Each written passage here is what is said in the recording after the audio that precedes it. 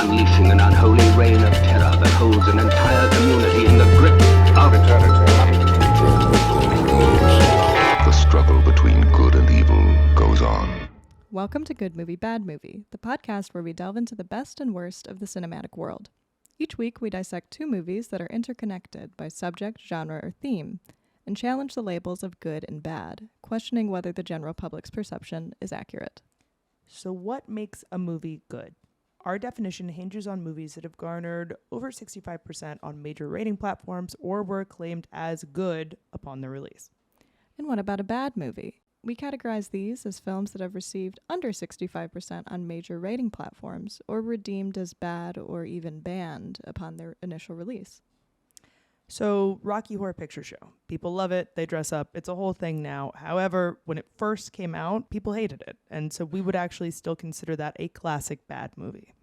At the close of each episode, we decide whether the public rating aligns with reality. Could a good movie potentially be bad and vice versa? Probably. Maybe. Absolutely. We're the only ones who get to decide. We can't hear you. So it's just us. I'm Alyssa Bonano and I'm Bec. And we're your hosts for Good Movie, Bad Movie. Mm-hmm. The arbiters of taste. The arbiters of taste. Whether that taste is good or bad is also to be determined. It's completely subjective. And because you can only hear us talk, it's good. So this week we're jumping into Scream 2, directed by Wes Craven. And Urban Legend, directed by Jamie Blanks. Yeah, so Scream 2 is our good movie, and Urban Legend is our bad movie, according to public perception. We will determine where they're going to duke it out this episode. Yeah. I also love that we have a sequel in here that is the good movie. I feel like actually more often than not that will never happen ever again. But you never know. What if we take on like The Godfather Part 2 or something?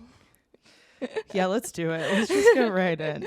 No initial movies. We're only going to have the second, thirds, and fourths of every major sequelitis. It's a different podcast now. Done. We've changed it. We chose these films because both are 90s teen slashers. And when they came out, horror was going through a bit of a resurgence or reformatting. Slashers in particular had been struggling through the 90s due to poor performance of sequels for existing franchises like Halloween and Friday the 13th. What number would we have been on for Halloween and Friday the 13th? I think the most recent one that had come out for Friday the 13th, it was either Jason Takes Manhattan. Oh my God, I forgot that happened. Or Jason Goes to Hell, which would have been around 1995. And that, I believe, were the 7th or 8th entries in the series. So we were, they were cooking it up. Jason Takes Manhattan always kind of reminds me. I've actually admittedly never seen it. I really need to. But it kind of reminds me of Kevin McAllister taking Manhattan, and he like slides through Trump's legs. That's all I think about. But Jason just being mischievous and running around New York, just like Jason at Times Square, Jason at the Statue of Liberty. I've never seen any Friday the 13th movie. I haven't seen a single one. Whoa. Yeah, I know. Oh. But I haven't gotten around to it No, yet, it's one of those ones. Yeah. But you've seen like Sleepaway Camp. Love like you went Sleepaway Camp. It might be hard for you to watch now, but that's kind of one thing. I feel like I kind of missed the boat on that one, and it's not gonna hit.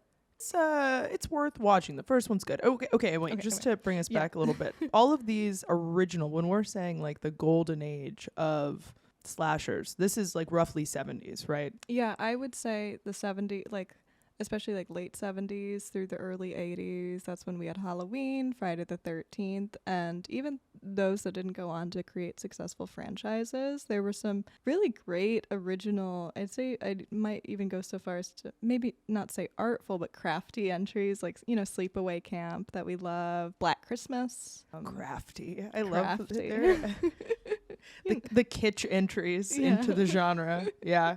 I can't say it's like, oh, it's beautiful, but I'm like, they worked pretty well with what they had. That's some cool scrap art.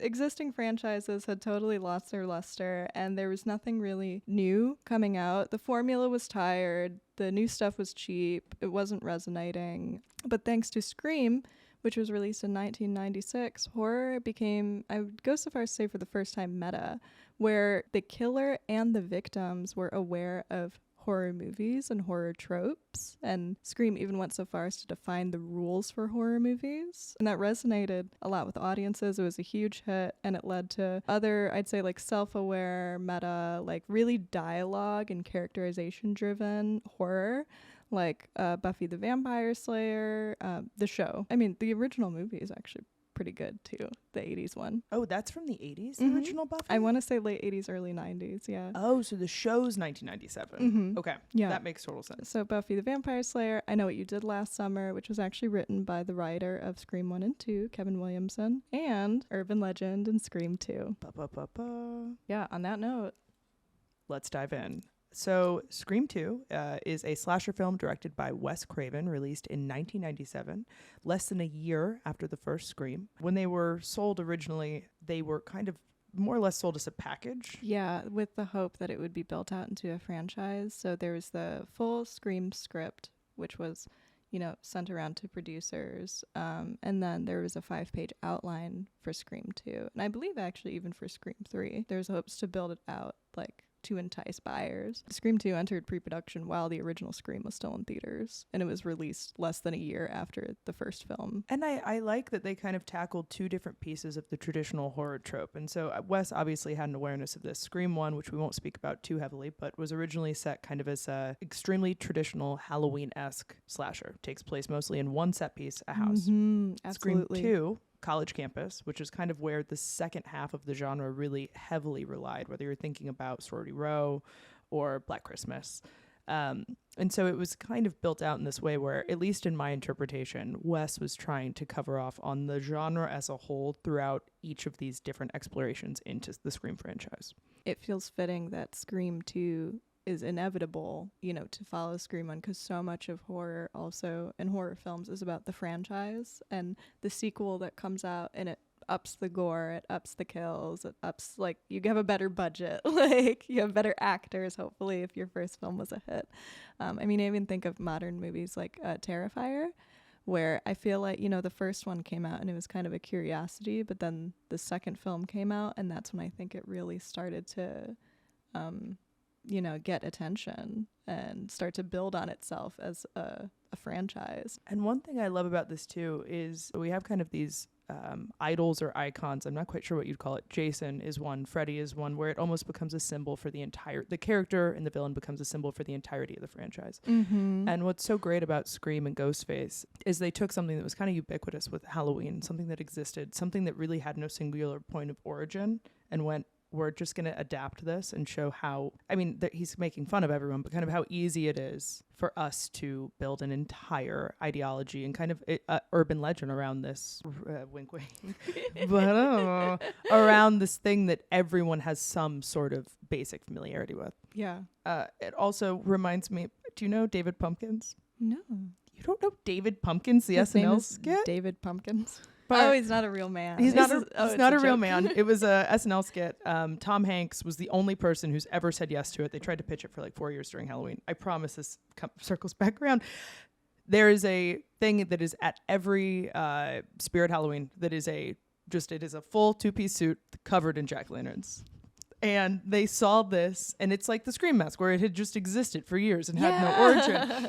And they bought it, and were like, we're going to make you a guy. And then the next day, after that went live on SNL, they sold out across the country because it was still accessible, but now they had made a character to fit it. And that's exactly what happened with Scream. Those masks sold out. Mm-hmm. The first it was just a generic and it was just mask, a generic right? mask.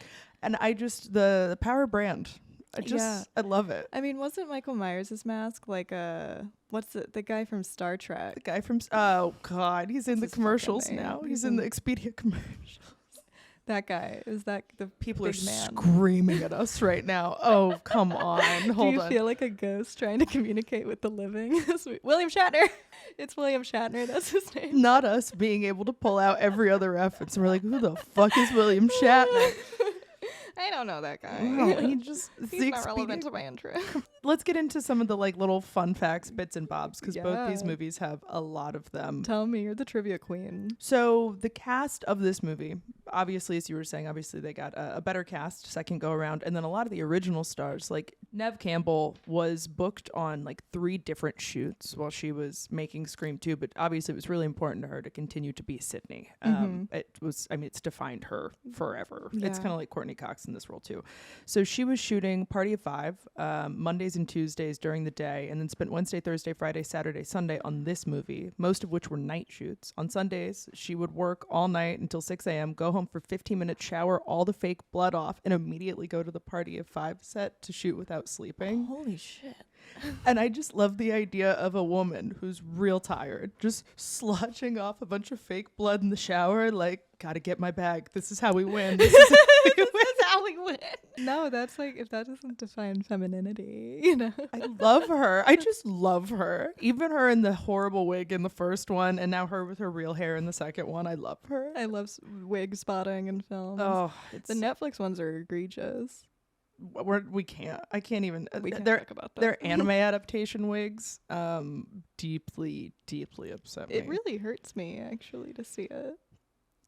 I know wig making is an art, but I just feel like someone's giving them the wrong direction. Yeah, I need to talk to whoever's in charge of the Wig de- costuming and the hair and makeup and costume, all of it, actually. Call us. Yeah, We'll help. I just want to talk. That's it. I just have some questions. Another good one. Oh, Cast was not yeah. informed of the identity of the killer until the last day of principal photography, and did not receive the last 10 pages of the script until it was time to film the final scene. And actually, the killer of Scream 2 did change several times. Because the script was leaked, right? Mm-hmm. Yeah. That sucks. How do you deal with that? But it actually works so well for this really meta movie that deals with what is reality, what is perception of reality, and what is... I feel like they actually might have leaked this themselves, because there was also... Oh, yeah, the internet. The internet, and there was also like the usher in the opening scene won an MTV contest Yeah. to be in the movie. And so, like, again, it's that layers of media literacy, media consciousness, and reality. So to have it leak, when they even mention in this like Gail's leaked nudes, like feels just like an additional piece of the movie. Because that wouldn't actually be so far out. Using internet marketing around 1997 or 1998, American Psycho did the same thing. When it was released, you could like access Patrick Bateman's personal website and receive emails from him as a part of the marketing campaign for the film. So this was like present. Like, how did I not know about that? That's fucking crazy. We gotta do an American Psycho episode. We'll just scream the entire time. Be like, this is literally me. Also, it's like such a fantastic time for technology and what role it can play in all of the films. This film, the film we're talking about, American Psycho, in that there was still so much fear around it, that everything had a little bit of a nuance and felt very new and discoverable and believable. I think now if a film script leaked, we'd be like, marketing.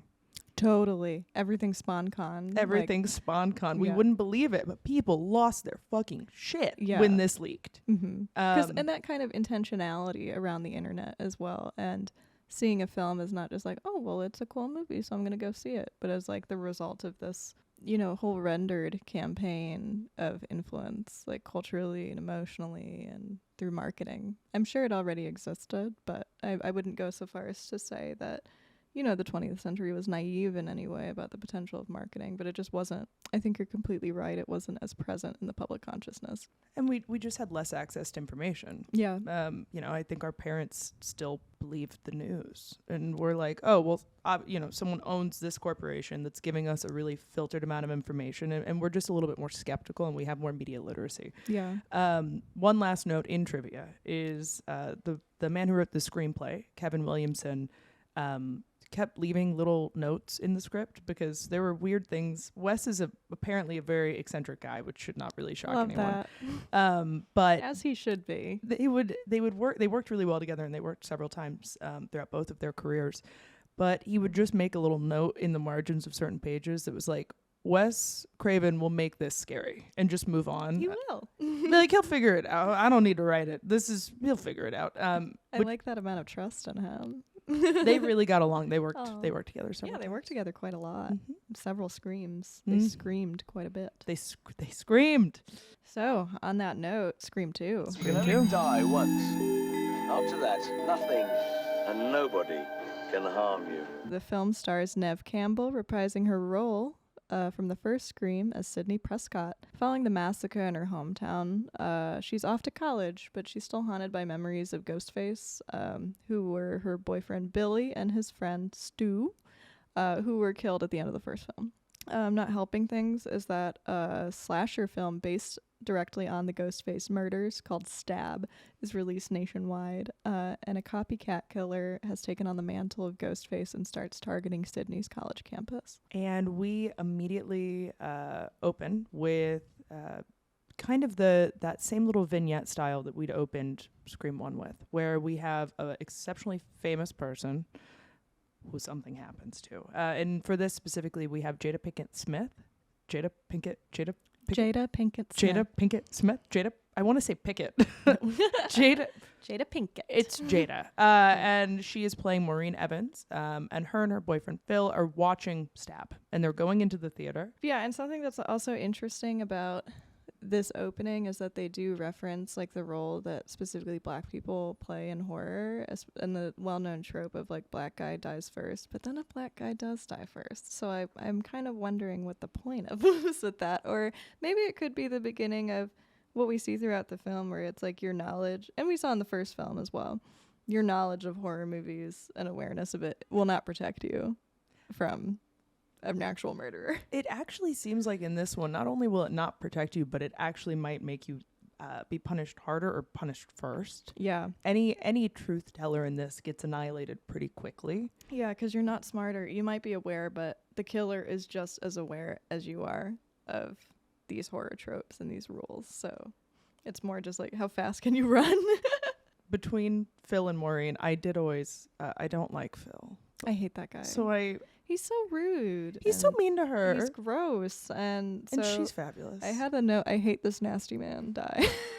And he does have the gnarliest. It's horrible. Oh, yeah, and his death. It's quite eerie, and he gets stabbed in the head from a bathroom stall. He gets very close to this bathroom stall because he hears this very eerie, like, whispering coming from it, like, oh, I'm sorry, my mic. It's so eerie, we're going to punch the mic. It's like, I'm sorry that I didn't mean to kill him. It was like really I thought you were going to do ASMR on the mic to be like, sorry, I'm sorry that I killed them. It's kind of what it sounds like in the movie. Wait, can I do that too? You hear that? Anyway, So he's listening to 1990s ASMR in the bathroom stall. There's this super creepy voice of this like babyish like whispering, and it's actually a reference to Black Christmas, where we never see the identity of the killer, we never learn his name, but you only hear his like very creepy like mumbling over the phone. Which is also perfect because when he walks into the bathroom, both of the urinals are occupied by Ghostface. Mm-hmm. So when you turn around this corner, it's the first time you're introduced to something that you are not only not familiar with, but is entirely new for the franchise, which is actually a very old reference. Yeah. Great call out. Yeah. So we watch Phil die. Ghostface walks into the theater. We realize the audience knows before Maureen knows what's about to happen. We know this is not Phil. Maureen dies in a way that I think really helps lay on the meta layer thick. She gets stabbed, she walks to the front of the theater, and this audience all believes this is a really intense fan or some kind of paid for dramatization. And they watch like a marketing stunt. Oh my god. And they watch her die in front of them as Nick Cave's red hand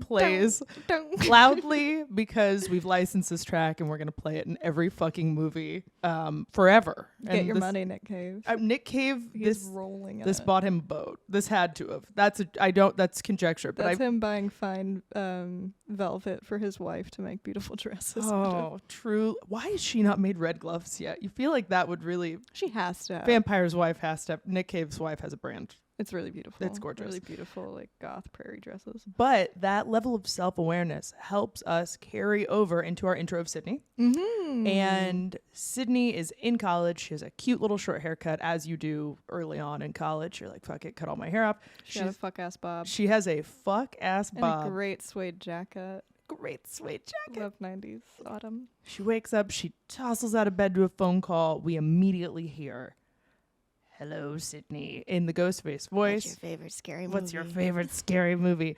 Completely apathetic to what's happening. She looks at her phone. She has caller ID, calls the guy by his first name, notifies him of the piece of legislation that states that prank phone calls are illegal. The guy's like, "Oh, no, fuck." And she hangs up and then carries on. Caller ID, bitch. Caller ID, bitch. It's a new movie. It's like, you know, the rules are changing. And I think that's like, I don't know. It's such a well-constructed film that, like, from the get-go, we're already breaking from the format and establishing a new one. Like Star 69, get the fuck out of here. People have cell phones, which changes the whole dynamic because, and I mean, Wes knows this, and obviously, legend and horror have to change so much when you have immediate access to perceivably anyone at any given time, and to watch myth modernize, which I think this, at least in my mind, is the first film to actually see that, is mind-blowing. Like I cheered when I first watched this. I was like, oh my god, I was Welcome to 1997. Yeah. You can't do when a stranger calls now. What are you gonna do? Yeah. No one has still figured out how texting plays a role in horror, but that's fine. I think that we haven't figured out how to use phones in any, like, the nightmare rectangle in any meaningful way in media. It's always like very awkward. And I'd say in films and in literature as well. I'm just not, at least in a horror way. I mean, there's one missed call, which isn't bad. Even in literature, I think that's a great call. When you kind of have like a text conversation listed, something about it just doesn't feel quite right. You're right. I don't know if anyone has nailed this. Yeah, so we're back with Sydney, and we realize that she has become a public figure, and this is the introduction of an interesting line of ethics around true crime, and like being the survivor of a horrible event, and that event has become a spectacle to be consumed. And we'll get back to this throughout, but this is like the first introduction where Sydney is specifically being targeted by pranks, like because Stab is coming out, because she actually lived through it. And in the next scene, when we get to this film analysis class, we reunite with Randy, and he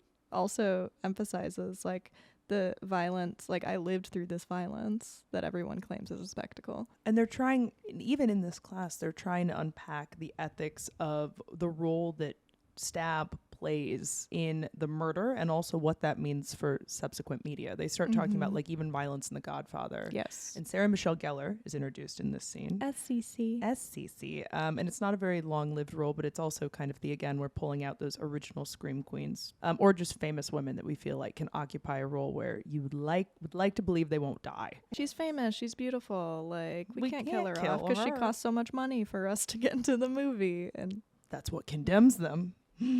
But they start having this conversation, and Randy gets to pull the "I lived through it" card, and then everyone just shuts the fuck up because he's like, "Yeah, I was shot," and everyone's like, "All right, you can talk." And then he proceeds to have the Stab 2. Oh God, sequels are horrible, and they all laugh, and we're all like, "Oh my God, they're saying what I'm saying." it turns into his private improv routine, like for the entire class, as the professor just looks on placidly. And they like spin towels, and they're all sitting at these tiny desks that no college student have, but they have like the little thing under it for your book bag. Like they're not 12. Where did they get these props? In our college, we barely had chairs. They just made us stand around and go into the woods. Literally. Yeah. There's no, regardless, he goes off on this whole thing. We're all really excited. Randy's back, and Randy and Sid reunite at the end of the scene to talk about the fact that these murders are happening again and what that might mean for them. The only thing I really hate about this scene, because I love Randy, but I actually really love him in the first movie. In the second movie, he makes me a little upset. I think they just gave him more leash to run with, and I think he hangs himself in that you might not know exactly what I'm talking about, but if not, everyone should watch this. You know, when they meet again, and for no explainable reason, he has a full British accent for like 30 seconds, and he's like, was it like a Jude Law impression? But why? They don't talk about Jude Law. There's no context for the like, oh, and then they're coming back and we're all getting married again, and you're like, It's coming back, bud. It's like, Randy, why are you talking to Sydney like this? And Sydney doesn't care because then her new It's just sexy Randy. Yeah. her new sexy boyfriend comes by and we realize that she now has a hot man named Derek, who I think, honestly, and we can talk about this in a little bit, I think he is a precursor for the character of Ken and Barbie. You think so? Just like a useless man.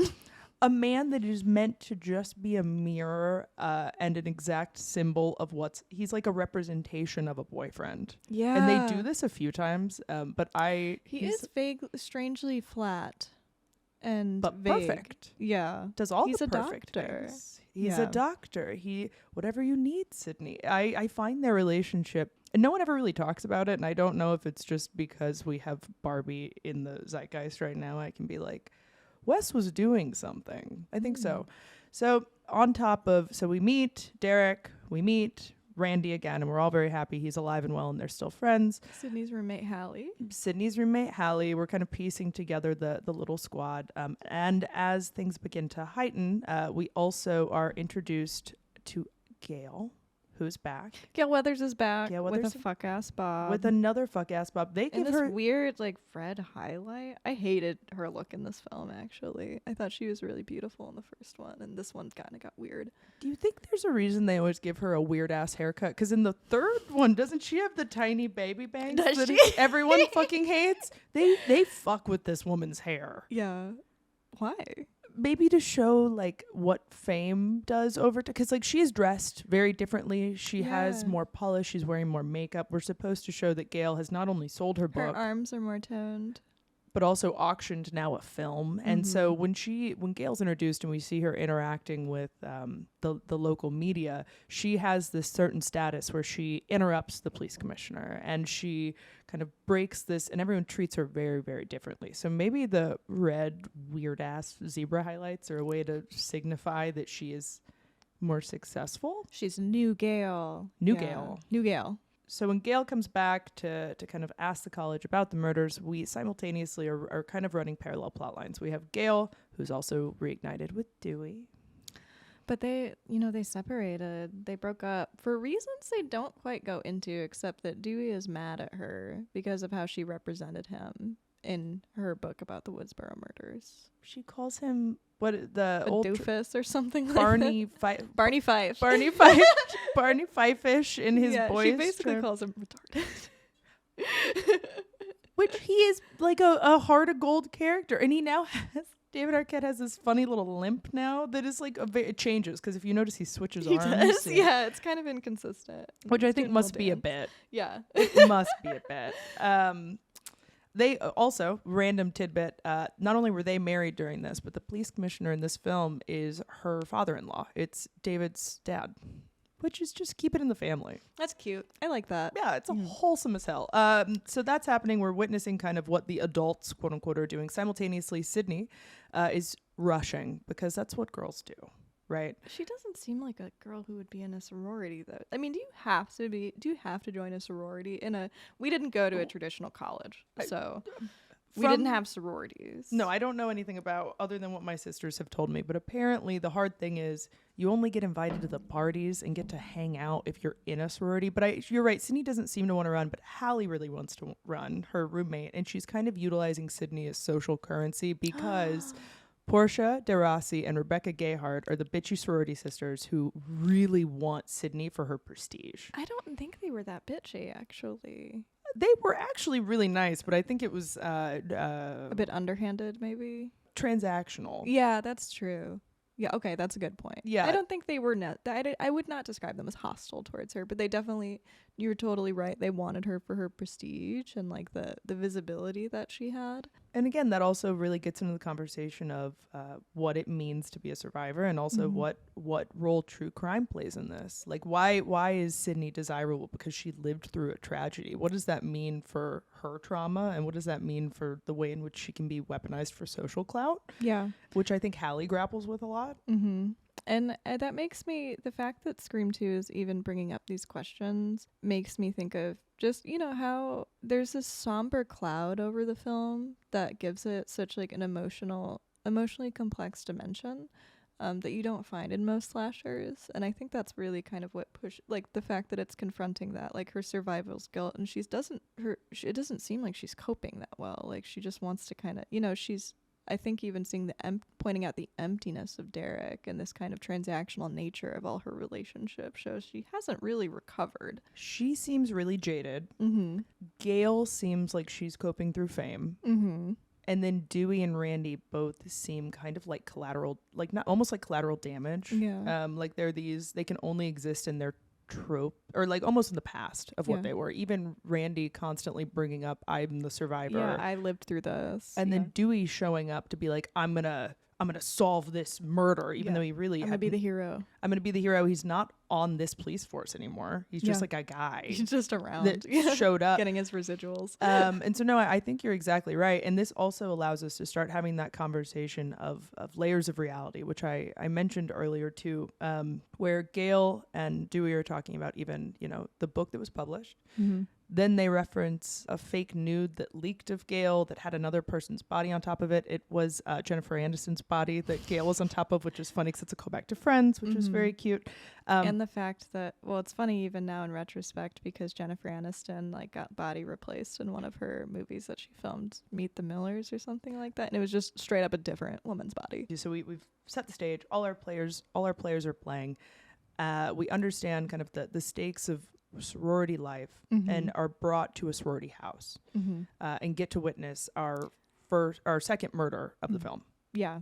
Cece, she's watching TV and we can see her flipping through channels absentmindedly, and it's all this news footage of scenes of violence and actual deaths or crimes being committed. So again, just kind of shifting back and forth between media representations of violence that the film is confronting so continually. Cece's watching all of this content, all this really violent media. She gets a call, and she is sober sister. For those of you that didn't go to college or did not go to this kind of college, they leave one stray person behind in the house in case someone gets drunk to go pick them up. She's sober sister. She gets a call, and we start to kind of go into the original Scream, but also we have these little layers of Black Christmas. When an individual is left alone in a sorority home, we also obviously have Sorority Row. And the person, this is just a little fun tidbit, the person that calls, a woman calls through, and it's Selma Blair, who did Cruel Intentions. Oh yeah, Selma. with her. And Selma was actually supposed to be one of the characters. I think it might have been Sydney's roommate, actually, and couldn't make it work. So they wanted to have a little ode. She and Neve Campbell kind of look like each other, too. So I would have been confused if they had been cast. I think that was kind of the point. Yeah. I think it was someone who was really well-adjusted and someone who wasn't well-adjusted to college life. And that was what they were trying to show. Very, very sad. Might have been sad. Poor Sydney. I feel so sad for Sydney. By the time you get further through the franchise, you're just like, oh my God, let this woman just be done. Free her. Yeah. I was really hoping she would have a Saw franchise arc where she just became Ghostface. No, Sydney, no. Spoiler, to my knowledge, doesn't happen. After the death of Cece, and I did want to call out that you had noted that Cece basically followed all the rules of what she had to do, and she still died. She, it's kind of that everyone says, you're supposed to be running out the front door, but they're running up the stairs. She follows everything that you would scream at a TV and still is sacrificed. She calls the campus security immediately, and then, she gets stabbed and then thrown off the roof of the sorority house, essentially. And again, all the whole run through the sorority house, another reference back to Black Christmas, she basically dying in the attic. And then, after this first death, obviously the campus is shocked, and Ghostface is basically out in the open. He targets Sydney directly next. And something I wanted to note is that this Ghostface isn't very nimble. He's tripping over shit constantly and missing his stabs. It just made me think body language and constitution is such an iconic part of a masked killer. We identify them by their masks and their costumes, but it's also how they move.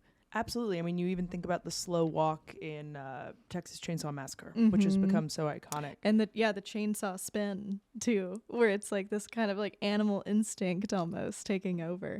And Ghostface has always been human and clumsy. He was like this in the first movie. Really? Okay. But people talk about this all the time in particular because it is always a new killer. who's unexperienced. So you're supposed to feel like this could be anyone. That's why they do trip. That's why they stumble. That's why they get really fucked up. Oh, I love that. Okay, great call out. Yeah, so Ghostface is out in the open, tagging, like basically stabbing people down. Randy is next. Randy's after which Sydney's is pretty shocking. After Sydney's targeted and has a scare, Randy's next. And we have this, I feel like they kill him so quick. It's so fast. And it's really shocking. And that's probably the point. We have an introduction. So this Ghostface can use cell phones.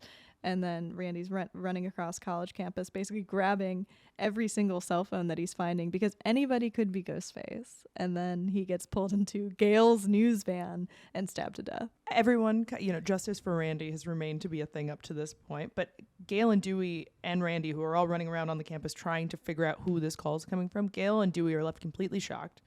Randy is, that's kind of it. And then we almost don't even pause and are just thrown into like a lunchroom scene. Like his death is really brushed over. Yeah, it's Sydney gets targeted in it like on the computer as well. So we have basically two scenes back to back of Killface.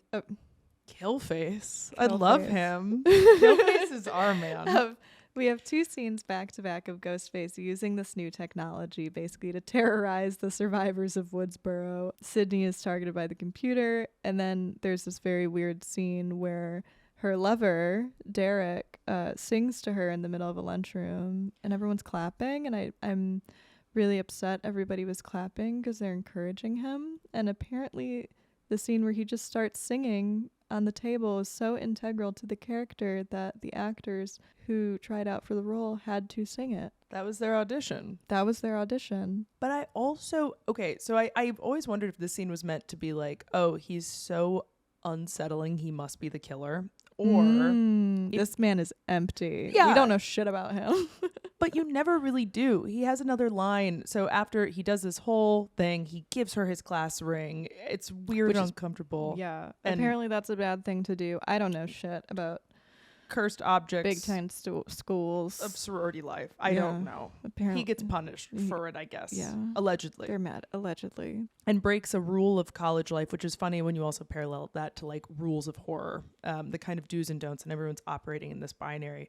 But then at the end of this, Sydney is starting to be suspicious, rightfully so, of Derek because I think she's afraid of anyone getting close to her. And the fact the last Ghostface was her boyfriend.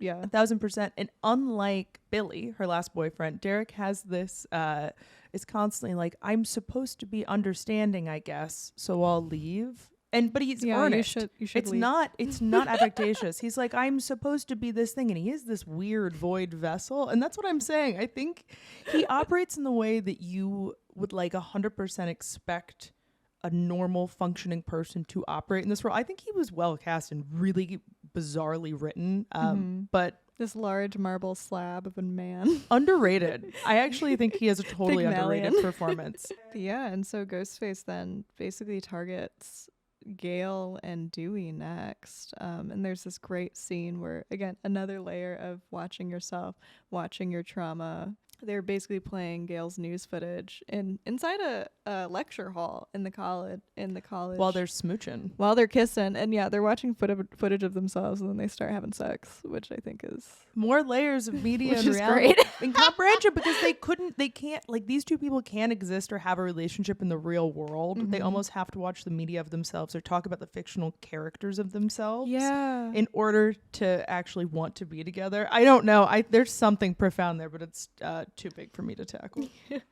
We'll figure it out one day. Dewey dies. Basically, they get chased around by Ghostface, and Dewey gets stabbed, and Gail can only watch through a screen, like a literal glass pane, separating them. Soundproof glass. What does it mean? Really makes you think. Gail escapes like she always does, and runs out, and then we really quickly jump into our final set piece, actually, which is the Sydney's drama hall, because if she wasn't tortured enough as just a woman in the world, she has decided to pursue an acting career. Yeah, and the play that they are putting on, she plays Cassandra, a figure blessed with foresight, cursed to never be believed. And I think that ties so well to Scream 2's themes also of intuition and like the gift of fear in general to kind of like warn you about people and protect you. On that note, so Cotton, is his name Cotton Weary? His name's Cotton Weary. Cotton, this sounds like a slave owner from like Jesus. the middle, from like the 1800s. Like, Yeah, like- why is his... I think because so Cotton Weary in the first one was the alleged killer. Sydney has had accused of killing her mother. It was an accident. He now makes a very small kind of reprisal in this film at the beginning as really being the focus of Gail's book, because Gail wrote a whole book about him that became Stab 2. So he's like trying to figure out what his role in this story is, despite the fact he never had a role in the story. He never did. Yeah, he's irrelevant now, but he feels like he deserves a role because he had a role first, and the role was taken, or the role was wrong, where he was accused of murder, and then he had to do time in prison, which he says like 12 times throughout the film. And so he's just kind of stalking the periphery of the narrative, like confronting Sydney and like demanding that she do an interview with Barbara Walters with him. Like, this is his big thing. Like, you have to do the Barbara Walters interview. And because he sees this as basically being a way for Sydney to repay, you know, the deep damage apparently she did to his life and to his reputation by naming him as the original murderer of her mother. And something I really appreciate about his presence in the film, actually, and this will be quick, I promise, is that they position him as this predatory jerk. And just because a man isn't a serial killer doesn't mean he isn't dangerous. And a predator is not just a masked killer, but in most cases, someone that you know. And which is something that Dewey says earlier in the film to Sydney. Like, if there's a psychopathic freak going around, he's likely somebody already in your life. So I'm going to actually, to this point, because I think that's an amazing point and I want to speak to it, I'm going to quickly unpack the last couple, basically how this ends, and then I'm going to call back to this. So we find out a random side character is the killer. Mickey, who we haven't even introduced, because he's just like a man, which I actually think was intended, it was intended that way. Could be anybody. Could be anyone. But he found, he was obsessed with the Scream story, the Stab story, found someone on an internet forum to partner with. Who did he find online? Billy Loomis's mother. Nancy Loomis? Nancy Loomis, Local woman. Local news reporter Nancy Loomis. Debbie Chalk, a.k.a. Nancy Loomis. AKA Debbie local Chalk. woman. Local woman. Local woman. Which is obviously a callback. All of these killers have a complicated relationship with their mother, whether you think about Halloween, whether you think about Friday the 13th, whether you think about Sleepaway Camp. I mean, all of these. The aunt, the weird aunt. The weird aunt mom. Mother's sons killers always have a weird dynamic, so this obviously makes a ton of sense. We talk about Mickey's motivation. No, go ahead. So Mickey's motivation was this kind of convoluted, basically preparing already for the spectacle that would arise from the murders, where he was like, my alibi is like, or no, his like reasoning is his motive. Thank you. I didn't go to law school. They talk about motives a lot. Motive. In this movie. Yeah. His motive is like airtight. Airtight. Yeah. Because it's like he's going to blame violence on the media, and then as basically his main motivator, of like it kind of drove him insane and influenced him, and he's not responsible for his own actions because it was the media's to blame. And again, this was a conversation happening in the late 90s about the influence of violence in the media to violence in true actions. And in response, he gets shot. He gets shot. Yeah. By Debbie Chalk. Debbie Chalk. And so this is where I want to have this conversation, speaking back to what you were saying about predators being not just the guy with the mask, but could be kind of hidden in plain sight or hidden in your life. So we have this showdown, and it is Courtney Cox's character. Gail Weathers. Yes, we have Gail Weathers. Because it's a pun. Oh my God. We have Gail Weathers, because it's a pun. We have Mrs. Loomis, and we have Sydney all having a showdown on this stage. And at this point, we have killed Mickey. We have killed Phil. We've killed Randy. We've killed off all these men. Yeah, all the men died. And Derek's dead. He got shot by Mickey. He got shot. We have this I actually think this film is having a weirder conversation about gender than it should, because even like Gail Weathers is Cotton's only ability to access fame. Randy's only ability is really kind of through Sydney. Like yeah, all and of his unrequited love for her. his unrequited love for her, and then even Derek, who gets killed and is this weird shell of a man, is only exists in the context of Sydney. Like there's a really, and even Phil dying at the beginning, Maureen only being present at that film because Phil insisted she go. Yeah, she wanted to see a Sandra Bullock movie. She wanted to see a Sandra Bullock movie. It's all of these men kind of screw over every woman they're all predatory. All of the men aside from Dewey are kind of predatory, which is also why we let Dewey live. Dewey lives. Oh yeah, Dewey's alive, by the way. He didn't actually die. No, I've been thinking and like misandrist media, like, but it's written by men, but it depicting men in an extremely negative light. I also picked this up a lot in Urban Legend, where again every man is a piece of shit, and I'm like, do you find this to be an acceptable representation of yourself? Like, do you think it's just how men are? Like, I don't know, because as a woman it's repulsive. Well, I think Wes is trying to shine a light on it in that we're down to our final scene. Gail's pushed into a pit. We have Sydney, Mrs. Loomis, Cotton finally comes onto stage and is like, hey, basically makes a bargain with Sydney and is like, if part's so fucked up. If you'll take this interview with me, I will let you live. He shoots Mrs. Loomis. Mm-hmm. They walk off together. Sydney is immediately flooded with paparazzi trying to get the story. She says, actually, Cotton was the hero. Everyone go talk to Cotton. And that is really, aside from the fact that we see Dewey alive and Gail goes with him to the hospital, that's how the film ends. Yeah. Yeah, she's basically like, if you want the fucking story, go ahead and have it.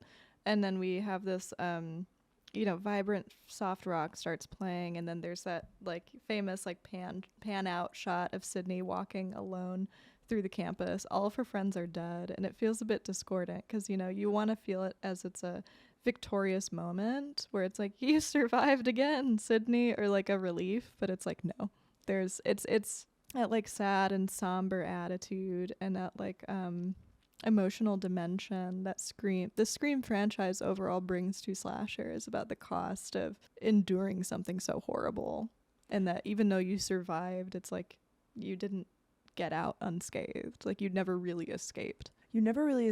And to that one last crane shot you're talking about, which is like that big money thing you do in a second film. Oh, it kind of looks we got money now. We got money. Yeah. It kind of gives the illusion that they're all in this dollhouse, or they're all on this stage that is Wes's world. Like they went from that small stage that they literally had the entire last act on to this campus where we are zooming out watching Sydney alone walk her solitary path into Scream 3. And that's where it ends. But yeah, Scream 2, good movie, bad movie. It's a great movie. It's a great movie. I think it's a more than worthy successor to the original Scream. It still continues to expand on the format, expand on the genre itself. I actually think it takes a much more serious stance than the first movie does, but you really have to think about it. Yeah. It's more subtle, but I think it's actually more nuanced. It's a great movie. It's one of my favorite movies. So, do you want to take us through Urban Legend? Urban Legend. All right. So this was a slasher film directed by Jamie Blanks. Who? Jamie Blanks. It's also such a funny name because like Wes Craven is like such a spooky sounding name. And then we have Jamie Blank. Yeah, Jamie Blanks literally sounds like it's like Adam Smithy or whatever. John like, Doe. Like a Jamie fake Blank. person. Yeah. It's not a real human. Yeah. Jamie Blank, who Blanks. Blanks. Whatever. Whatever. He doesn't It doesn't exist. He's a fake person. Fake first name. Was so directed by Jamie Blanks. Urban Legend was released in 1998, which is a year after Scream 2, 2 years after Scream 1. Mm-hmm. Yeah, Jamie Blanks wanted to direct I Know What You Did Last Summer, which was written by Kevin Williamson, writer of Scream and Scream 2, but was given this instead. So, What do you like? Wait, just was like, actually take this. It was, yeah. Well, because I Know What You Did Last Summer already had a director assigned to it. And so they were like, here, you want this knockoff? And even when it came out, people were like, okay, this is a Scream knockoff. But I will say, I did quite well. I do think Jamie like put his whole little heart into this. He tried his damn best. I actually wonder, this is such a hot take, I wonder if I Know What You Did Last Summer would have been more enjoyable had he touched it, because this is a very fun movie. It has a lot of style, actually. I like the performances. I mean, and speaking of performances, the lead actress, Alicia Witt, was among the final 3 actresses being considered for the role of Sidney Prescott in Scream. There's so much industry It's so incest in this. incestuous. Yeah, for sure. Damon in this film was in the film class in Scream 2. It's like there's some egregious impressions of people from Scream in Urban Legend. And Rebecca Gayheart's also in both films. Rebecca Gayheart. That's just- Sarah Michelle Gellar was supposed to be in this film in the role of Sasha, but had to back out due to conflicts with Buffy the Vampire Slayer. Which was probably in her best interest. Also in the film, Alicia Witt, Jared Leto, Rebecca Gayheart. We have some smaller roles played by Robert Englund, Tara Reid, and Brad Dourif, who is the role of Chucky, who voiced Chucky in Child's Play. So on that note, let's roll. Let's roll. All right. You can only die once. After that, nothing and nobody can harm you. So we open basically right on our first murder scene in a classic horror film way, where we're watching a young woman driving down a stormy road at night. And obviously Blanks was very inspired by that kind of initial vignette that happens in Scream. So that's kind of what this is. We are immediately introduced to the film Urban Legend with, I would say, arguably the most famous urban legend. Oh, yeah. Car hook? No, this isn't car hook, door hand, car door. Car... It's the look behind you one, which I will say. Yeah. Oh, the high beams. Oh, yeah. I forever in high school would check the back seats of my car. Oh, yeah. People still do check the back seats of the car, like, since hearing about that story. So for those of you who, I don't know, were born in a bunker and just rejoined society recently. Hi, bunker people. Hello. Thanks for welcome. joining us today. I'm so happy you're tuning in. How are you reacclimating? We see our first victim is basically word for word the victim of of a very well-known urban legend, where a young woman is driving at night and she sees the driver behind her is flashing their high beams, and this makes her quite nervous. And so when she finally gets home and pulls in, she realizes that there is a murderer in the back of her car who every time he tried to get up and stab her, the driver behind her would flash the high beams. Unfortunately, our first victim does not have a good Samaritan to protect her, just a creepy gas station attendant who she attacks and runs from. So someone's flashing their high beam. She pulls into this gas station, try to figure out what the deal is. The guy who tries to help her is like slightly deformed. Brad Dourif. Yeah, he played Wormtongue in Lord of the Rings. He's just a little odd looking, but he's very he has sweet. A stutter, and because of his stutter, he can't tell her there's someone in the back of her car. So she panics at this gas station, gets in her car, hoofs it, taking off. On the radio, you hear, "Turn around," and everyone is screaming at their TV, which I think is what he was hoping for. That's kind of what you have in the first and second Scream, and so I think Jamie Blanks was like, "This is my you're screaming at your TV moment." Yeah, like get the fuck out of Get their the bed. Basically, this woman immediately gets axed. Her name is Michelle, and then we are immediately thrown onto our college campus, much like Scream 2. With Natalie Simon, Brenda Bates, Damon Brooks, and Paul Gardner. And they're just kind of characters in this unfolding mystery. They don't... everybody at this college campus is obsessed with urban legends. They only talk about urban legends. No, they talk about sex also. And they talk about sex. And sexy urban legends. I think the only conversations that take place in this movie are the urban legends or the, like... So one of the characters that is a reoccurring character is Tara Reid. Tara Reid. Oh, and she's wonderful in it. She has great shoes. She has great shoes. She also did all her own stunts, which I think is funny because it's Tara Reid.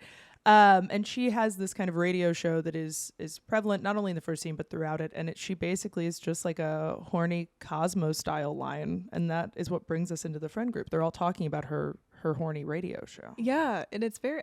does that happen on college campuses? I don't know. Do they let that happen? This is a very free love campus. Like a lot of semen conversations. A lot of open doors. A lot of we're all cool with it. And all the professors are from 1940. But everyone else is actively... They're all wearing tweed jackets. But everyone else is actively living in the 90s. And the only class offered at this college is one about urban legends.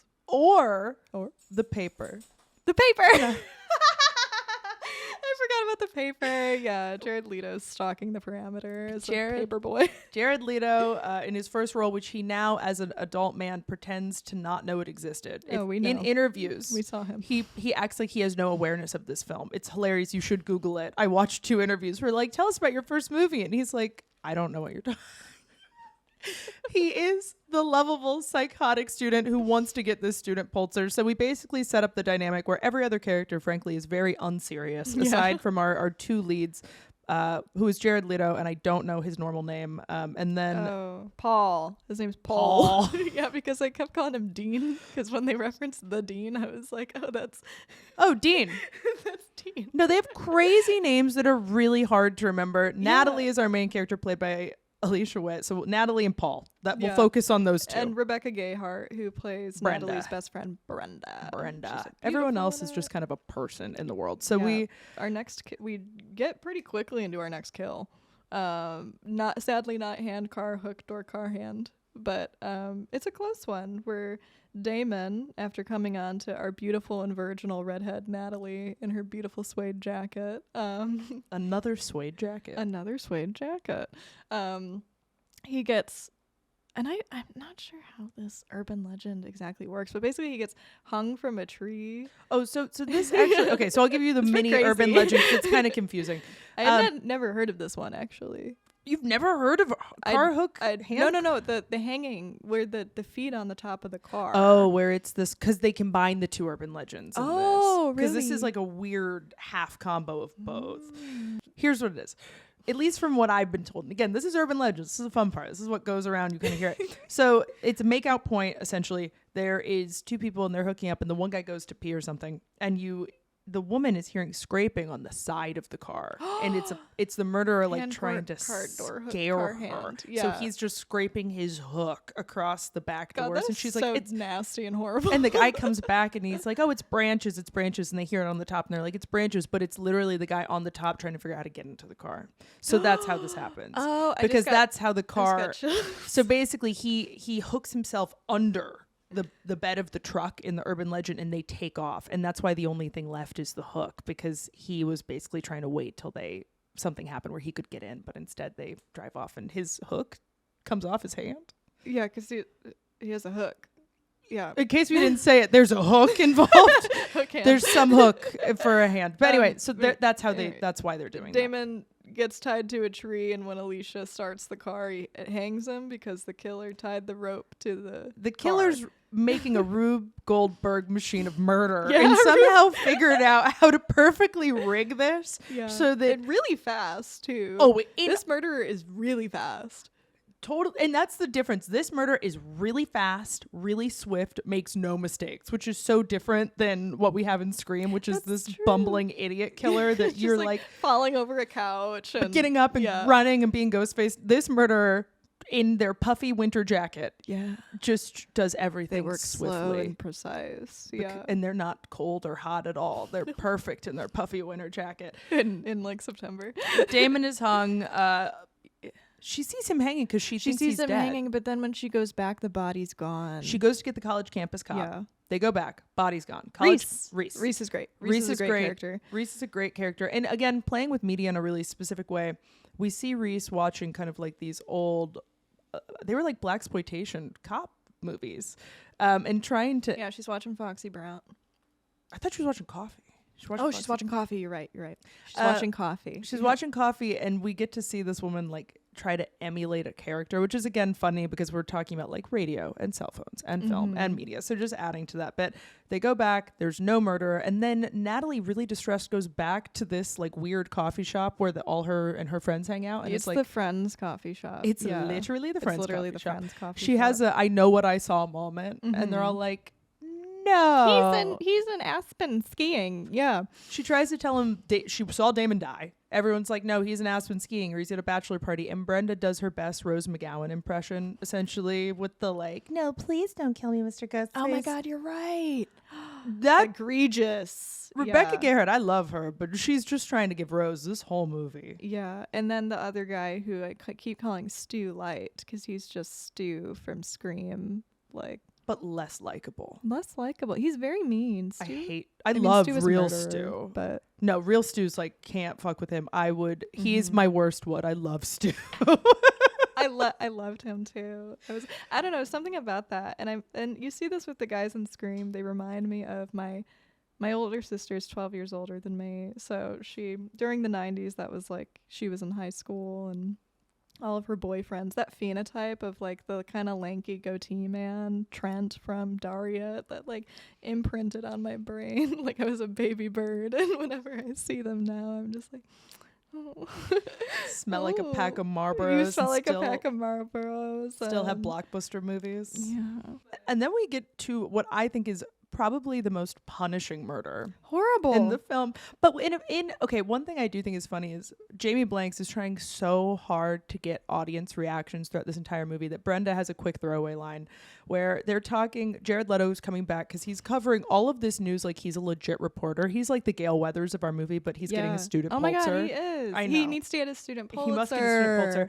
And so he goes to interview Brenda, like, how do you feel about the fact people are just fucking dying? And she goes, I knew I should have gone to NYU. And we're like, everyone in the theater screams, and we're all really excited. And while we're riding the levity of that moment, we're taking back to our next urban legend, which is Natalie's roommate. Is her amazing goth roommate. Who's on lithium. She's on lithium, and she fucks goth men on the internet. And they have this poor, beautiful horror. They make her so hateable. We hate goth women in this movie. Yeah. And it's like, and also the goth equals mentally ill, and horny, which good for, I mean, you know, she would be, this woman would be celebrated in our culture. She is punished in her time. It's like the witch. It's like the witch burnings. The witch burnings. She would have been a girl boss by today's standards. So we set her up early on.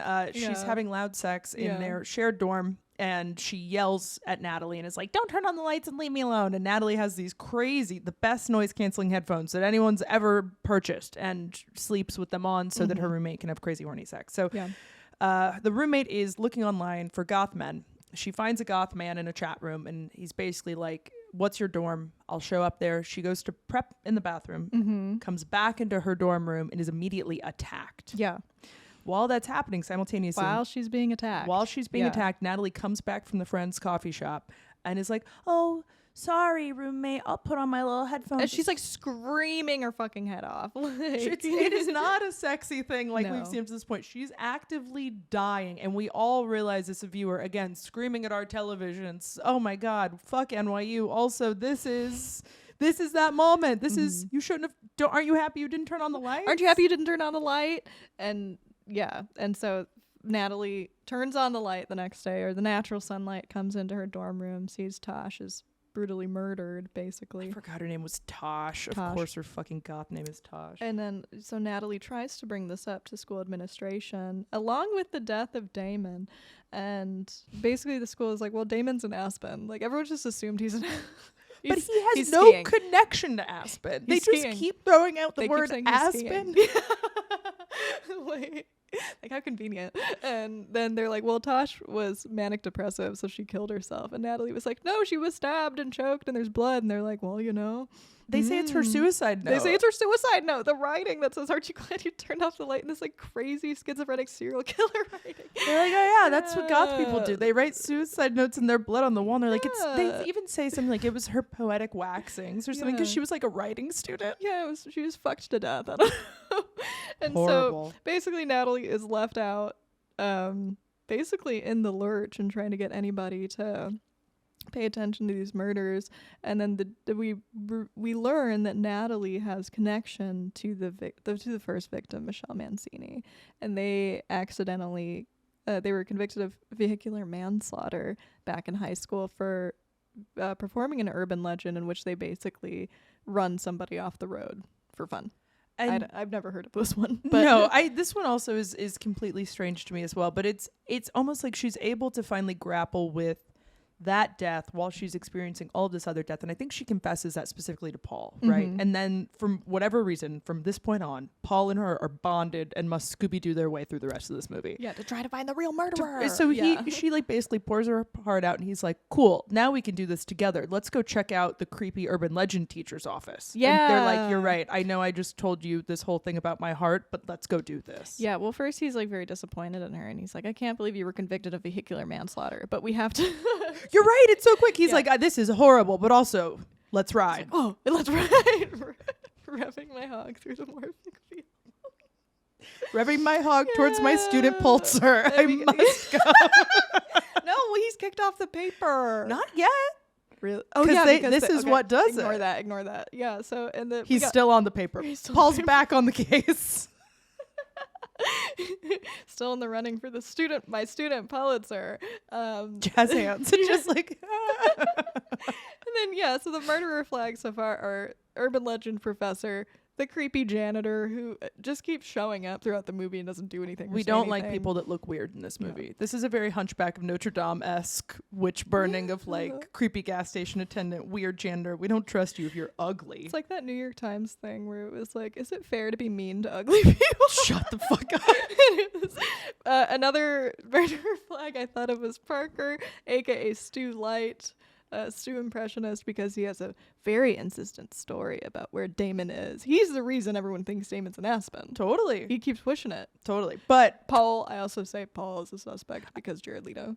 Just because of his whole vibe. His whole thing, yeah. So Paul and Natalie basically break into the Urban Legends Professor Wexler into his office because they found he is associated with the original murder. Stanley Hall. The Stanley Hall murder, which is kind of where all of this lore keeps pointing back to. We don't necessarily unpack the murder that heavily yet. They call it the massacre, yeah. The Stanley Hall massacre. And also there's no consensus over whether it is or isn't real. That's another urban legend associated with this school. And then when they go into Wexler's office, they get confirmation it did happen, and Wexler is the only survivor. So they assume that his motivation for the murder would be he goes crazy every year on the anniversary of the Stanley Hall massacre and starts stabbing people this time. Putting on a parka in the middle of June and stabbing And they do find a parka in his office, so it's pretty incriminating. And then they get in trouble for breaking into his office. Yeah, and then he's off the paper. Then he's kicked off the paper. Get out of here. Keep him moving. And that kind of is what moves us into our next murder, which is the murder of Dean Adams, right? Yeah, he gets ankle sliced in a parking lot. This is my least favorite. I fucking hate this one. This one's gnarly, and something I'm noticing about the murders throughout the film is that they actually aren't that graphic. And we don't really see the bodies a lot of like the actual it's corpses. like cartoon violence. You're so right. It actually, this movie, as we're going through it, it reminds me, besides the really corny dialogue, or it's like the dialogue that's trying to be witty and relevant, but instead it's just kind of corny and weird, and the whole structure of it doesn't remind me of Scream. It actually reminds me of like a classic 80s slasher. Because with Scream, it's quite grisly and gruesome, and we see the murders, and there's a lot of blood, and again, that emotional depth to it. Whereas this one, it like feels a bit lighter, and we don't see a lot of the murders. We don't see a lot of the deaths. Yeah, it almost is. Is it Slumber Party Massacre that was meant to be a serious movie and then kind of became a spoof movie? Slumber Party Massacre. Yeah, it kind of has that air to it. You're so right. I've never thought about that. Where this actually did a better job of almost being like a blatant remake as opposed to making a commentary. Yeah. You're so right. So that's what so slashers are back. Urban legend. 75 million on the global box office. We didn't change anything about it. Yeah. Try to do something new, just made the same thing, but with a better budget. That's it. Good for them. The Dean dies. Yeah. He's gnarly dead. death over tire spikes. Gnarly death over tire spikes. Yeah, and the killer is running around campus, basically offing people so fast, so efficient. Microwaves the dog. Well, wait, hold on. Things are going turbo. Yeah. We're in our last little bit, which all takes place in one night. Yeah. There's a party, which is the party to celebrate the massacre, The because Stanley Hall the Stanley Hall massacre, because none of these children have any morals, ethics, or anything like that. So like even classic youth defying death by laughing in its face, and they do this several times. Like Paul, no, not Paul. Who's the shitty guy whose dog gets microwaved? Parker. Stu Light. Stu Light makes these horrible jokes about like I think he says something as literal as like face fucking the original dead girl, like horrible. Yeah, They make this guy is very hateable and horrible. which Stu is never this hateable not. and Billy's never this hateable, but I think they had to set this up in order for this last bit to make sense, which Yeah. I didn't know this is technically the second to last urban legend. I didn't know this one. Did you? The dog one? Yeah. Oh, I've heard of that one. Yeah, I'd heard of it, and my mom told me because she's A complicated woman. She's a I love she does that. not fear the shadows of life.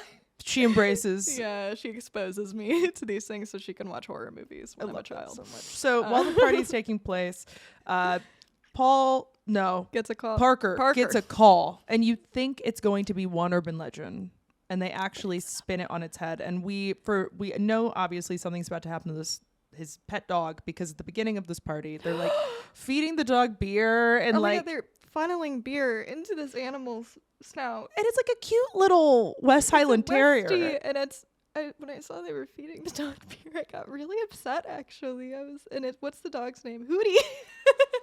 Parker's so bad that we hate him so much that by proxy we're okay with the dog dying. I don't know why Jamie Blanks thought we wouldn't all be like, what the fuck? Because everyone's Yeah. pissed about this dog death. Well, and it's like actually, I'd say that probably the goriest that we see in the film, and we just see basically. So Parker finds out that his dog has been microwaved, and we see from the inside of the microwave the result of the dog, and it's quite gruesome This and is nasty. The only dynamic camera shot in the entire movie is this camera from inside the microwave that pans out. And that means, I guarantee you, this was like the first thing Jamie Blanks wrote. That's what I was thinking too. Like that, it's definitely the most iconic scene. And like I remember watching Urban Legend years and years ago, probably when I was far too young. And I always remembered the dog microwave scene. I forgot everything else, but I remembered the dog. Well, because everything else is forgettable. So Yeah. next, there's Parker gets Drano'd to death. Drano Pop Rocks. Yeah. Drano Pop Rocks. Yeah, we got Pop Rocks. we are got an part of update it. of the Pop Rocks Pepsi myth, but instead of Pepsi, it's Drano, and I don't know, it's he vomits up blood. It's kind of gnarly, but we don't see it too much because they do like a Marilyn Manson editing thing on there. You're right. It's edited like a music video. Music video, yeah. So Jamie, get a little weird. I'm not gonna stop you. Jamie Blanks gets crazy. Parker fucking dies. Then we're with Natalie and Paul. Natalie and Paul have a moment at the party where they're like, will they, won't they? They might kiss. Brenda sees this. Brenda is loves upset Paul. because Brenda loves Paul. Yeah. And then Natalie feels guilty for no reason. Natalie's done fucking nothing. And Brenda has never even Natalie expressed. doesn't really have a no. Natalie and Brenda did say Brenda she liked Paul. expressed, but they haven't communicated once in this movie. That's true. Well, Natalie doesn't really do anything. She's just kind of this non-character. Yeah, but this woman is always kind of that character. Like in every David Lynch film, she just kind of is like a beautiful, mysterious redhead. She's so beautiful. I have such an unexplainable crush on this woman. I was looking at her and I was like, her little matte coffee-colored lipstick and her turtlenecks and her suede jacket and her beautiful blown-out hair, and I was like, oh, I love the 90s. Like, Ex-horse girl is my type, and she Ex-horse really girl. gives it. It's horrible. But okay, so then we basically are in the final bits now. Tara Reid is our next victim. She has quite a long chase scene. She has so much time dedicated to her. And I also, the one thing, I always get confused with the logistics of the end here, because like in the middle of this party, which is a Saturday night party, Tara Reid's like, sorry, I have to go do my radio show. Yeah, Bails. my sexy urban legend It's like radio 11:30. Yeah, I was like, why are they? This is kind of weird. I guess it is like the midnight sex show. Is it supposed to be like Loveline? Oh, you're exactly right. And Loveline starts at like 11 p.m. or something Okay. like that. Yeah. So just kidding. It's That's what she's Loveline. doing. She's running her Loveline. She's running her love line. The killer attacks her and brutalizes her, but it's not. Is there an urban legend associated? So the urban legend is that basically of the radio host who is getting murdered live on air, or I think it's connected to that one love roller coaster song that they referenced during the party, where it's like you hear a woman scream, and it's actually the scream of someone being murdered, allegedly. You're so right. And so Tara's whole thing is she's on the radio and she's recording and can be listened to by everybody while she's getting chased and terrorized by this killer, and everyone's like, wow, she's just so in character for the Stanley Hall Massacre. Sasha, you're so wild. Her name's Sasha. She's so in character, but has never once been a character ever or acted for any reason. And they're like, oh yeah, we buy this. Mm-hmm. She gets the got. depth of this film is it's like a little puddle. There's A little tiny puddle. things just kind of happen Horny, because they're bloody supposed to happen. puddle. Um, I feel like this classic movie, slasher. I feel like this movie would smell bad. What would it smell like? What, like late 90s perfume? I think it smelled like a mix of blood, poppers, and semen. It's a very it's a very semen-y movie. No a lot of references to it. A lot of references. She dies. Then so the sad. Campus, I thought she'd make it, but she didn't. She's a whore, so she has to die. she's a whore. There's so many funny scenes with her though, where she's in these She's crazy outfits and pigtails. You're just like, I what know. the fuck are you doing, Tara Reid? I'm like, She you're next. Like, Yeah, I love you, but you're you next. really think she's gonna be way sooner than she is. She gets got. The campus police officer finds her simultaneously. Brenda, Paul, and Natalie decide they're gonna escape campus, and you're like, okay, this is great. They're gonna get the fuck out of here. They start finding everybody's bodies. Natalie basically saw Sasha get killed. And then she's like, we got to get the fuck out of here. But nobody, still the identity of the killer is unknown. Eventually, everyone kind of gets lopped off. They all get in Paul's car. Oh, yeah, they get in Paul's car. They all get in Paul's car. They head to the gas station. While Paul is getting gas, Brenda and Natalie run around, realize there is a body in Paul's trunk. Who is the body? Who is the body? Is it the dean? It's the professor. It's the professor. It's the Professor Witt. You didn't survive this Stanley Hall massacre. Dun, dun, dun. Oh, so sad. Well, Yeah, because he got at some point. I think the girls think he's also like the guy. So all of a sudden, when he can't be the murderer, they're like, well, obviously it's Paul. It's obviously Paul. Which I don't know why it's obviously Paul, but it was Paul's car, right? but it's Paul's car. But again, later, that big brain, smooth brain, smooth brain. I think we would really survive a long time in a horror movie. In my defense, he's not the killer. He's so not the killer. I'm right. Yeah. Because if we think by that logic, we're dead. So they take off. They take off fucking on foot running. Yeah. And they get split. Yeah. And Brenda just kind of I had to rewind and see because Brenda just kind of jumps onto the ground in the middle of her run and she's like, ah! And then Natalie is like, I don't give a fuck. Honestly, I'm smart. Yeah. No, you can't. Brenda knew what she was doing. She had a plot and a plan. So I'm going to blow through this till we get to the final set piece. So Natalie shows up in an abandoned house. Because she thinks Brenda's being held captive there. Yeah. And then she finds all the bodies of everybody who has been murdered so far. Just hung up in the closet, thrown on the floor. It's a haunted house. It is a spirit Halloween. Yeah, no, she literally opens the closet and it's there's LEDs and fog emitting from it and Damon's Damon hangs down he's and then goes back. It is. It's a bit 13 Ghosts. No, don't do that to 13 Ghosts. These are this would have taken a full production team to get all these bodies in this fucking house, and we find out in a big reveal that it's Brenda. It's just Brenda. It's that bitch Brenda. And she's crazy because her hair is really curly and big. I think it looks beautiful, but they're I'm a bit crazy, about it. I'm a bit eccentric. Oh yeah, you did it really good. I thought her performance was amazing. But I think this is the worst acting anyone has ever given as a final character reveal. She's doing this doll thing where she's like, well, Natalie, you were such a good friend coming to save me, and I won't get you. I'm getting itchy hearing that voice, actually. It's horrible. It's really bad. And you could tell she was a mean girl in high school based on how she delivers this whole line. And some context on Miss Gayheart. It's quite dark that, she is the murderer in the film, and she became a murderer because of vehicular manslaughter, because Miss Gayheart was convicted in 2001 of killing somebody via vehicular manslaughter. Kind of like what she's mad at Natalie about. Exactly. and she's so mad that she's so ready and she's so fast. There's no sense. There's no explanation. But she does bring up a projector to describe her villain origin story.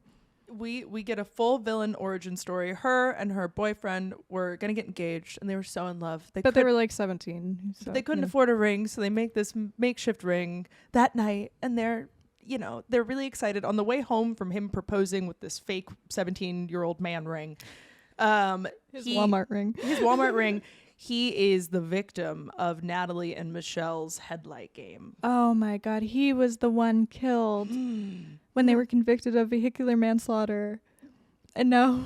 I like that you have to say full vehicular manslaughter every time. Because they say it. They say it. They do say it a lot in 6 this times. movie. They do say And it I a lot just in want to this make movie. sure everyone knows what happened. That's So what happened. That this man whose name we never get and whose face I think we only see in like Gender. the The gender of it both all. of these. Why are men disservicing themselves in this way? These reek of gender. This whole thing slaps of gender. Anyway, so Natalie has lost it. Her hair is big. She's screaming. She's using weird slang. And she's going to steal Natalie's kidney. Everything has been so deliberate this whole time. Her and her puffer have killed all these people according to these Puffer, yeah, where'd urban you get legends. Puffer? Her fucking puffer have killed all of everyone according to these urban legends. And they've all really added up. Again, we never figure out how the fuck she carried all these full grown ass people's bodies into this house. I guess using Paul's car. I don't know. We then, after she's explained her villain origin story, Natalie's strapped to a bed. She's like, I'm going to cut out your kidney and sell it on the black market. Because that's an urban legend. And it's never happened except for tonight. But isn't she going to pin it on Natalie also? Like, I forget. How does she decide she's going to, what's her alibi? Oh my God. Was she going to pin it on Dr. Wexler? She's going to pin on Wexler. Yeah. She's going to pin on Wexler, and then her and Paul are going to ride And he's off dead, so it doesn't matter. into anyway. the sunset together. Yeah. And Yeah. then the one line that I will say specifically, and then we can talk about how this movie wraps up, is there's one line in this movie that actively, I've seen this movie now 3 times. I have almost turned this movie off at this line 3 times because Natalie is doing her, no, not Natalie, I'm sorry. Brenda is doing her crazy thing where she's explaining her whole origin story.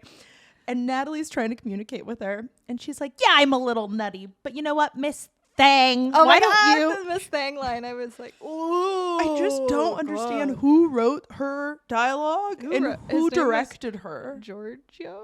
What was his name? Who wrote this fucking movie? Jamie Blanks could not keep a grip on Rebecca Gayheart this whole movie. She's she gleeful. fought for her life to get this role. What? Apparently. Yeah. What? Yeah, What? she had to audition like 6 times. And I'm like, if you have to audition. Okay, it was written by Silvio Horta, who worked at a perfume counter when he wrote this movie. Get which your I bag. think is cool. Yeah, I would do that.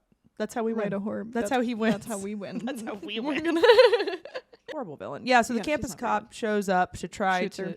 shoots her. She survives. She gets attacked. Finally, in our last bit, we have Paul arrive, and Paul tries to do a lot of like what Cotton did in Scream 2, where he tries to bargain with Brenda. Yeah. and it's like, you and I can be together, and we can I can tell this whole story, and I'll win my Pulitzer, and then we'll be rich and in love more together. framing around how it's going to be sold as a story after the crime. More the But done very poorly and irrelevantly within the plot. so then she dies. I think And he shoots her. He shoots her. No, the campus cop shoots her. Women 'cause on it's women violence. That's the only way. Why? Why must Women women shooting fight? women shooting Women people. shooting women. Women shooting women. There's Why a must lot women of it. fight? Why do women can't shoot guns? Why do women do this?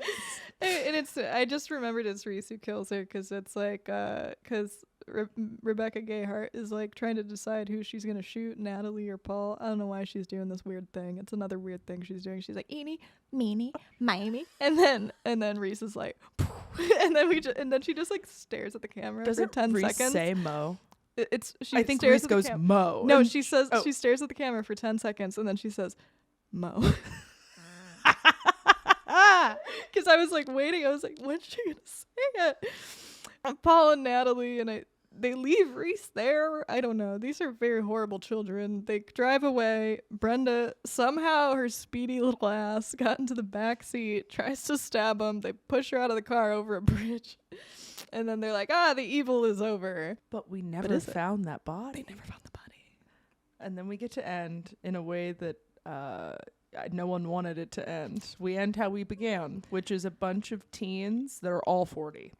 Yeah. They are 40-year-old parents dressed in crop tops and tank tops and t-shirts. Yeah, and this group is a bit they're not as like hot and cool and young as the first group. No, they're So weird. let them graduate. Let them get out of here. Free They're all them. master's students, and they're all talking about this urban legend, specifically of the most recent murders that happened at the college. Mhm. And the last person to talk is Brenda. Who says, "Here's how it really happened," and then we get a great like do do do do do do do, and then the hip 90s title sequence. The title sequence and all the music is like such a weird mix up of like The Craft and like it's every weird, slightly spooky. It's too witchy for this. The soundtrack is very weird. Yeah, it's a kind of like low IQ movie, and but Smooth it's a bit brain. of like a. It's a smooth brain Just movie. trying to do like a dark academia soundtrack, like something with a few more considerations about themes of gender, and this movie just doesn't have it. True. On that note, is it a good movie or a bad movie? I'll go first. I think this is a good movie only because it's so fun. It's really fun. Yeah, it was a breeze to get through. Like, Oh, yeah. I was like laughing. I wasn't thinking. No, and I had no thoughts. again, about it, what I said earlier on, Jamie Blanks clearly had a lot of fun. Even that I think if they would have given him a little more money, like even the camera shot, that dog scene sits with everyone. Like the editing, the Marilyn Manson editing, when they let him edit a little bit. Yeah, when they gave him a little control, I think this could have been really good if we would have given Jamie Blanks a chance. But for the sake of it being a fun Jeepers Creepers-esque throwaway MTV Love movie, Jeepers Creepers. this was on MTV. Yeah, There's it just was no way. MTV movie. Yeah, Yeah. it's a blast. Yeah. I call it a good movie. I call it a good movie too, and especially when you like I've been thinking a lot about like how it's definitely not on the same level as Scream, but if you just see it as just a slasher, like a slasher set in the 90s, it's like but otherwise pretty classic to the formula. It works great. The kills are super creative. But I also like that it's not too like grisly and gruesome. Cartoon violence. Yeah, it's a bit of cartoon violence, and there's not really any great performances, but it's pretty entertaining. If just for because it like once it picks up, like these kids are getting killed. It does not let down basically until that crazy final scene with Miss Thing, Brenda. There's so much momentum till the end, but it's yeah. good. Yeah, good movie. Two good movies. Two good We're so movies. lucky. Who's going to have a good day today? Us. We're going to have the best day ever. We just talked about two good movies. So rarely we get that in life. So rarely. I think, there's probably only like 7 good movies in the world, and this we is, watched 2 of them. Aren't we blessed? Mm-hmm. Like, what a day. What a day. They should, here's my only note to Jamie Blanks and Wes. Yes. Let's make a movie where everyone is a horny goth girl. Yeah. And then And they all live. and they all live. It's just a utopia movie. Oh, so beautiful. Why make a movie? Why not just start a cult? Perfect. Will you join? Join us. Yeah. I think next week we're gonna do another silly horror duo. It's and almost October. It's almost October. As of recording this, it's almost October. As of recording this, almost October. We'll be a little spooky, and then we'll start getting a little bit more serious. But thanks for joining us on one of our early episodes, and you'll hear from us soon. Bye. Bye. Bye.